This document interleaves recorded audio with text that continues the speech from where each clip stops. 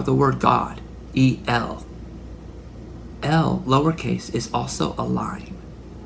Now, the people of Israel know this because they are the tribe of Judah, and they are the symbol of the lion, and they know the one line. They know that all that is the one line, and that every line that ever is God's soul. And we are all sons and daughters of God, procreating those souls throughout eternity as us. So every time you say El, look it up. In Hebrew, that means God. Now, I don't want you to spell it, because I'll tell you something. This is how Satan works. Have you ever heard the word spelling? I'm going to blind you with the light. The light of Lucifer. You know, Lucifer means loose.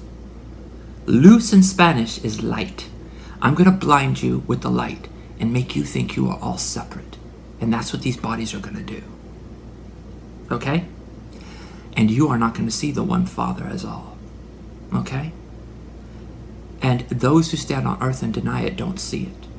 And as they teach, the Mormons are very, I have to say, I hate to use this word, pernicious. They are so close to the bullseye, and that is just the worst place to be. Because you get so close, if you look at it closely, it didn't hit it at all. It totally missed the mark, but you almost think it did, and then you look, and that's the widest gap. They say, like Satan said in the Garden of Eden to Eve, you can know like the gods if you partake of this fruit. And that fruit is the tree of opposites, good and evil. And through these opposites, you are going to think everything is separate. And now you're going to have knowledge of good and evil. Now remember, it is knowledge of good and evil. It's not really good and evil. Although good and evil exist, this is merely knowledge. Now based on that fruit, you are not going to then partake of the tree of life that knows that everything is the one life, the one way, the one truth. You have to give up trying to justify your righteousness based upon the tree of good and evil. You're going to have to lay that God certificate down and say, I am one. And all that is one.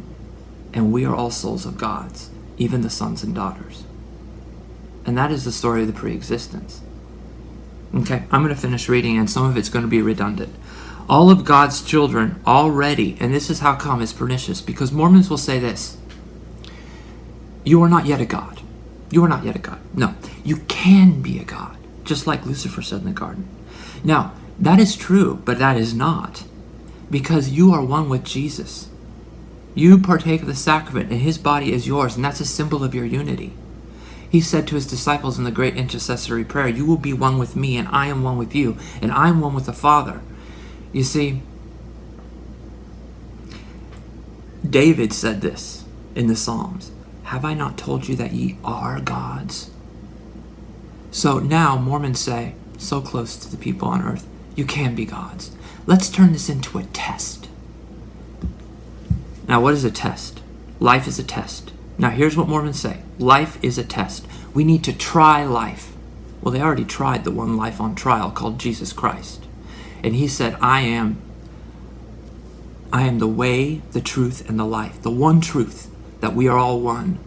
The only soul that is. And the Pharisees could not stand that. For anything that did not exalt the Pharisees or give them a chance to be exalted over even the Samaritans and all mankind, they said, no, no, no, no. You are telling everyone that we are God. And we cannot stand this, for we believe in one God, but we believe that one God is over there. Not that God and creation are all one thing, and that God uses his own body to be that which he creates. They don't want to say that, and neither does the Mormon church. So what they say is you can be a God, and right there they have lied to you. They look you right in the eye, and they say you are not God. Now, I'll come back to this in a minute, but I want you to think of the name of God that's in the Old Testament. When Moses saw God, it was the burning bush, and he said, in the burning bush, Moses asked God's name, and he said, I am that I am.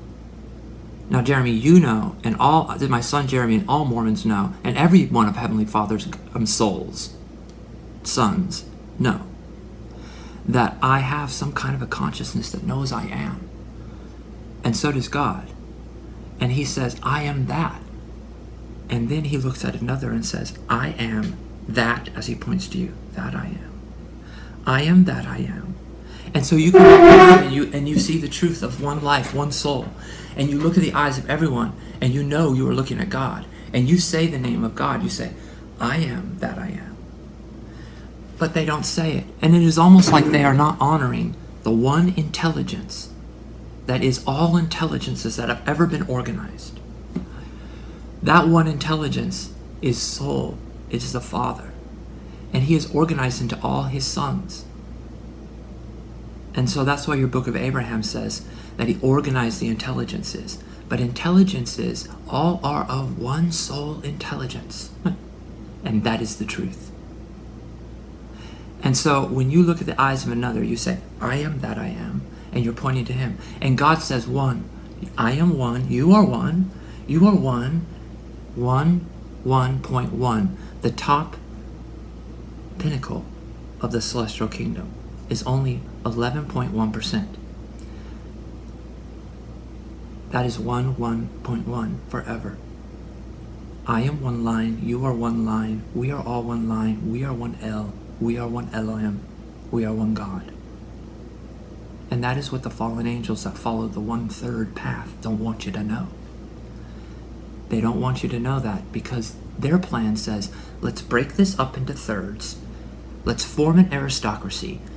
We're going to have, think about this. If you add all of the 333.33 all the way through 666.66 of all the three glories, you get up to the top, it's 9.99999 for infinity. Who's that little speck that's left out that never makes it one whole? That is the one that Lucifer wanted to be. He wanted to be above all the 99.999999 for infinity. He wanted to be the one that's exalted above them all. But he could not be that unless we break it up into thirds. So when you hear that 1/3 of the host of heaven were cast out by Michael, I want you to think about eternity. Eternity is not just our present time. It is the infinite moment of one moment that is now. Past, present, and future. I am the same yesterday, today, and tomorrow, Christ said. That moment and that war of heaven and the council of heaven is happening right now. You are making the vote with your decision. Are you following the 1/3 or are you going with the 2/3? Jesus said, glory be to the Father, for the Father is all. And Lucifer said, I want all the glory. Glory be to me. He wants to set himself up on a pyramid and be the speck of grain on the top. And that speck of grain will control everything, all the lines of God. And it's like here's a type and sign in our latter days. Have you ever heard of the 1% here on earth that have all the money? That is what the 1/3 is trying to do with us beyond this life. And they're doing it to us now. People talk about it all the time. Are you one of the 1%? Are you the 1/3 that's wealthy over all the rest of us that has all the money and the 1% that's on top, the 99.99? Are you that? Do you see how God makes these type and signs in latter days? Okay?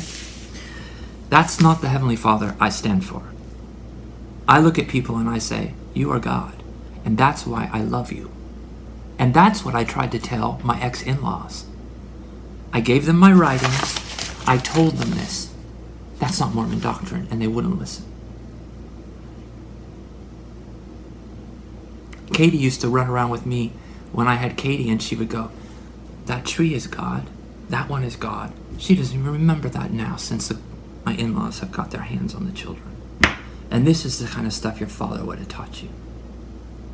So, all of God's children are already gods.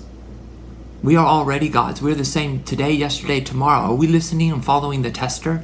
If you say life is a test, we must be tested. Well then, here we go. We need to have Lucifer by that tree, the Mormons say.